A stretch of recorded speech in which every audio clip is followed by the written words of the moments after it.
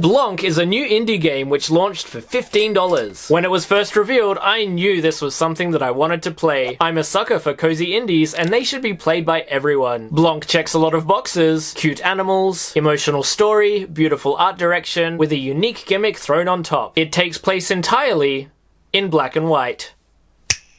In this video, I'll break down what makes it special and where it falters, and by the end, you'll know if it's worth adding to your Switch library. With that out of the way, let's get started.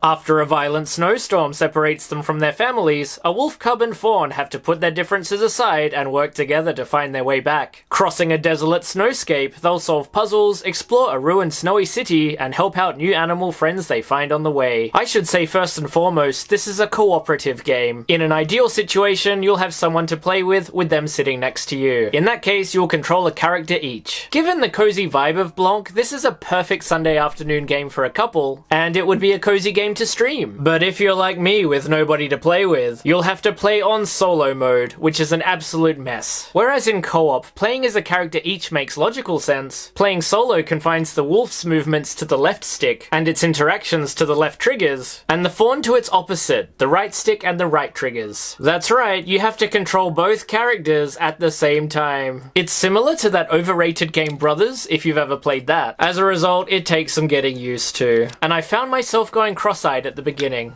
To compensate, you'll need to move a character forward a bit, and then move the other character to catch up. Controlling both at the same time is a surefire way to get a headache. The wolf cub can crawl through tunnels and cut ropes with its teeth, while the fawn can jump high and far. Additionally, the fawn can kneel down to boost the cub up to higher places. Playing cooperatively, this makes for fun teamwork opportunities. The fawn player gets into a position, and the cub then jumps up. Similar scenarios with the reverse play out. This is perfect co-op gameplay as you'll work together to progress and solve simple navigational puzzles. Played solo, it just doesn't translate the same way. I still had some fun with it, but the whole time I couldn't shake the feeling that I should be enjoying it with someone else, and that I wasn't really getting the full experience. The fun really comes from working together with a real-life companion, and it won't take long to finish, only a few hours. The game does take a while to get going, but once it does, there's a lot of charming, creative, and puzzling gameplay to enjoy in its short playtime. As for its presentation, I really love this inky, hand-drawn black and white art style. It shows that even with limited means and even a lack of color, indie devs can still put together something this cute and this charming. Accompanied by beautiful, atmospheric piano music, it's just great stuff. Sadly, the beauty is betrayed by some downright horrible performance issues. In both docked and handheld, I got severe frame rate drops, with the drops being especially bad in handheld. There's not much reason to play in handheld anyway, as it's best played in couch co-op, but even on the TV, the issues might disrupt two players working together as a team. When the two characters on screen put some distance between them, naturally the camera zooms out. It's similar to the dynamic camera in Super Smash Bros. Yet this camera causes a lot of issues. It clips into areas where it shouldn't be, exposing areas behind walls that have nothing in them, making for some really ugly, downright frustrating moments. As you can't control the camera at all, let's say the fawn is out in the open, and the cub hidden behind an environmental object, and the cub player can't see where they are, and then it's up to the fawn player to move, which will trigger the camera to move, thus freeing the cub player, and I realize this all sounds like an absolute mess because it is. The camera is truly awful in some of the puzzle-solving moments, which might make some players want to give up and try something else. I felt like that on more than one occasion. To wrap this up, Blanc showed a lot of promise before launch, and the creative and artistic aspects don't quite make up for its gameplay and performance shortcomings. It's a real shame because I really wanted to love this game. The Switch is full of great indies, and considering Nintendo's marketing support for Blanc, where it appeared in multiple Nintendo Directs and elsewhere, perhaps my expectations were way too high. It's not necessarily a bad game, and it does only cost $15, and being an indie release, expect it to go on sale for half that price very soon. If it interests you, spend a couple of bucks to check it out with a friend or a partner. If not, there are plenty of other games to play. I'm hoping with patches they'll fix the issues and allow it to truly shine. Regardless, I really respect the small French development team, Casus Ludi, for putting something like this together. This team has real creative ambition, and I hope they keep growing as a studio and score a home run with their next release.